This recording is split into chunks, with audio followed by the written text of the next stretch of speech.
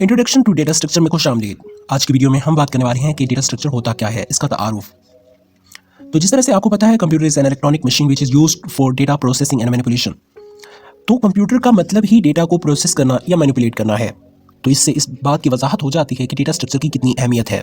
When programmers collect such type of data for processing, he would require to store all of them in computer's main memory. In order to make how computer work, we need to know representation of data in computer, ascending of data, how to solve problems step by step. For doing all of this task, we use data structure. तो इससे वजाहत होती है कि data हमारी अमली ज़िंदगी में बहुत अहमियत का हामिल है और इसे कंप्यूटर की मेन मेमोरी में स्टोर करना एक बहुत ही अहम काम है। इस काम को सरअंजाम देने के लिए हम डेटा स्ट्रक्चर्स का सहारा लेते हैं। What is data structure? A data structure is a specialized format for organizing, processing, retrieving, and storing data. In computer programming, a data structure may be selected or designed to store data for the purpose of working on it with various algorithms. तो algorithm क्या होता है? Algorithm basically एक term है जो use होती है किसी प्रॉब्लम को सॉल्व करने के लिए। जब आपके पास एक बहुत बड़ी प्रॉब्लम होती है तो आप उसको सॉल्व करने के जो स्टेप्स लेते हैं उसे एल्गोरिथम कहा जाता है। तो यहाँ पर डेटा स्टोरेज हमारे लिए एक प्रॉब्लम है। तो डेटा स्टोर करने के लिए हम जो स्टेप्स लेंगे उसे हम एल्गोरिथम कहेंगे, जो कि डेटा स्ट्रक्चर कहलाते हैं अगर आप उससे स्पेशलाइज्ड फॉर्मेट में करते हैं।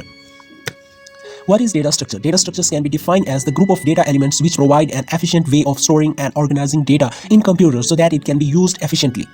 तो डेटा की वजाहत यहाँ भी हो रही है कि आप अगर डेटा को element which is provided efficient way of storing, अगर आप उसको एफिशिएंट वे में स्टोर करते हैं, ऑर्गेनाइज करते हैं कंप्यूटर में, तो इसको हम डेटा स्ट्रक्चर कहते हैं। Examples of data structures are array, link list, stack and queue etc.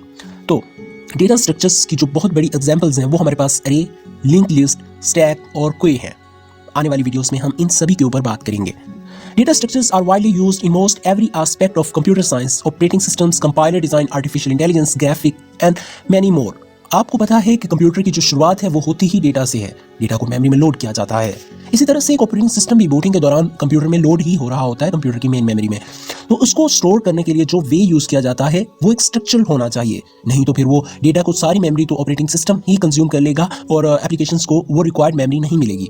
तो इसके लिए वो अच्छे और उम्दा तरीके के एल्गोरिथम्स लिखते हैं जिसे हम डेटा स्ट्रक्चर कहते हैं। Data structures are the main part of many computer science algorithms as they enable the programmers to handle the data in an efficient way. It play a vital role in enhancing the performance of software or programs as the main function of the software is to store or retrieve the user's data as fast as possible. मैं इसकी वजाहत एक मिसाल से करता हूँ। अगर आपके पास एक कॉलेज या स्कूल का सॉफ्टवेयर बनाने के लिए दिया जाता है और आपसे कहा जाता है कि आप इस स्कूल के तमाम तालिब इल्म के नाम, क्लास और इनके हासिल करदा नंबर की एक लिस्ट तैयार करें, इसमें आपको काफ़ी वक्त दरकार होगा। लेकिन अगर आप यही काम डेटा स्ट्रक्चर में करेंगे, एक स्ट्रक्चरल डेटा में, जैसे आप एक स्कूल को क्लासेस में डिवाइड कर लें कि वहाँ 1 से लेकर 10 तक क्लासें पढ़ाई जाती हैं और हम उनको अलग-अलग से स्ट्रक्चर करना स्टार्ट कर देंगे। यह हमारे पास 4 क्लासेस का डेटा है। ये हमारी क्लास 1, क्लास 2, क्लास 3 और क्लास 4 है। तो हम सबसे पहले 1 क्लास के स्टूडेंट्स के टेबल्स बनाएंगे, उनमें उनके रोल नंबर, उनके सब्जेक्ट्स और उनके मार्क्स लिखेंगे। फिर इसी तरह से हम इस लिस्ट को क्लास 2 के लिए, फिर 3 के लिए, फिर सो ऑन अप्लाई करते जाएंगे।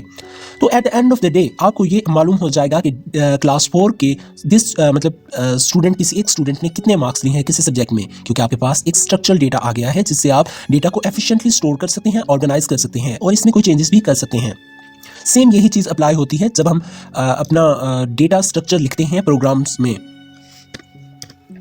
उसके बाद data structures is a particular way of organising data in computer so that it can be used effectively. तो डेटा को हम ऑर्गेनाइज इस तरह से करते हैं कि ये इफेक्टिवली यूज हो सके। जिस तरह से पिछली एग्जांपल में हमारे पास डेटा था स्टूडेंट्स का, तो इसको हम यूज़ करना चाह रहे हैं प्रॉपर्ली कि हम अपने स्टूडेंट्स की जो प्रोग्रेस है क्लास की वो दिखा सकें। तो इसमें हम क्या करेंगे, हम पिछली क्लास के जितने भी स्टूडेंट्स हैं उनके टेबल्स को एनालाइज करेंगे और उसको कंपेयर करेंगे उसकी नेक्स्ट क्लास से, आया कि वो अगली क्लास में अच्छा परफॉर्म कर रहा है या उसकी ग्रेड्स कम होते जा रहे हैं। तो इसी को कह सकते हैं कि आप इफेक्टिवली डेटा को यूज कर रहे हैं, क्योंकि वो एक ऑर्गेनाइज्ड डेटा था, ऑर्गेनाइज्ड वे में था, तो इजीली आप उसको एनालाइज कर सकते हैं। For example, we can store a list of item having the same data type using the array data structure. Array क्या होती हैं? सबसे पहले हम अरे के ऊपर बात करेंगे। अरे एक टेबल ऑफ कंटेंट होता है जिसकी डेटा टाइप एक ही होती है। जैसा कि हमारे पास एक स्टूडेंट्स के नेम है, ये एक स्ट्रिंग अरे बनेगी। जैसे हम इसको डिफाइन करने के लिए नेम लिखेंगे اور उसमें हम जितने नंबर स्टोर करना चाहते हैं वो लिखेंगे और इसको क्लोज कर देंगे। तो ये हमारे पास नेम, अगर यहाँ पर इंडेक्स 0 है तो वो पहले वाले का नेम होगा और उसकी मेमोरी में जो लोकेशन है वो ये रिप्रेजेंट हो रही है कि वो उसकी मेमोरी लोकेशन है। अगर हम मेमोरी एड्रेस देंगे जिसका नाम 200 है, 200 देंगे तो हमारे पास यू अल्फाबेट आएगा। ये एक एग्जांपल है स्ट्रिंग के अरे की। अगर हम इंडेक्स देंगे कि इंडेक्स अरे का इंडेक्स 0 है, तभी भी हमारे पास यू ही आएगा। इसी तरह से जब हम इंडेक्स 1 देंगे तो हमारे पास अगर हम मेमोरी एड्रेस देंगे 201, यानी कि हम मेमोरी एड्रेस में 1 का इजाफा करते जाएंगे तो हमें उससे अगली अरे के जो स्टोर डेटा है वो मिलता जाएगा। सेम उसी तरह से अगर हम इंडेक्स में 1 का इजाफा करेंगे तो हमें उससे आगे वाले इंडेक्स में जो स्टोर डेटा है उसका पता चलता जाएगा। इनको इंडेक्स कहते हैं, इसको मेमोरी लोकेशंस कहते हैं और इनको डेटा कहते हैं जो कि स्टोर किया गया है उस मेमोरी लोकेशन के ऊपर। The representation of particular data structure in the main memory of a computer is called as storage structure. A storage structure representations in auxiliary memory is called as file structure. तो इसकी वजाहत मैं इस तरह से करता हूं, अगर हमारे पास एक डेटा है जिसको हमने मेन मेमोरी में लोड किया हुआ है कंप्यूटर की, तो वो स्टोरेज स्ट्रक्चर कहलाता है। और स्टोरेज स्ट्रक्चर रिप्रेजेंट करता है कि आपने ऑक्सिलरी मेमोरी में जो डेटा स्टोर किया है फाइल की सूरत में, तो वो फाइल स्ट्रक्चर कहलाता है। जैसे हम एक कैमरे से वीडियो रिकॉर्ड करते हैं, वो वीडियो रिकॉर्ड होने के बाद जब मेमोरी में लिखी जाती है तो वो MP4 की फाइल स्ट्रक्चर में लिखी जाती है। It is defined as the way of storing or manipulating data in organized form so that it can be used effectively. Data structures mainly specifies the following 4 things: organization of data, assessing method, degree of associatively, processing alternative for information. तो ये 4 चीज़ें हैं जो data structure mainly specify करता है। Algorithms और data structure को जब हम मिला देते हैं तो वो हमारा एक प्रोग्राम कहलाता है। जैसे एक्सेल एक प्रोग्राम है। जब हम एक्सेल में कोई फाइल टेबल क्रिएट करते हैं और उस टेबल फाइल को हम सेव करते हैं तो ये एक हमारा प्रोग्राम होता है जो इस डेटा को एक स्ट्रक्चर वे में स्टोर करता है मेमोरी में। तो इसलिए एक्सेल को एक प्रोग्राम कहा जाता है। आप भी जब आप अमली ज़िंदगी में जाएंगे, अपने प्रोग्राम्स लिखेंगे, डेवलप करेंगे, तो आप भी प्रोग्राम्स को इसी तरह लिखेंगे कि आपके पास प्रोग्राम्स बनाने के लिए 2 चीज़ें रिक्वायर्ड हैं। एक चीज़ एल्गोरिथम और दूसरा data structure. Data structure study covers the following point: amount of memory required to store data, amount of time required to process data, or representation of data in memory, and operation performed on data. मैं एक मिसाल से इसकी वजाहत कर देता हूँ।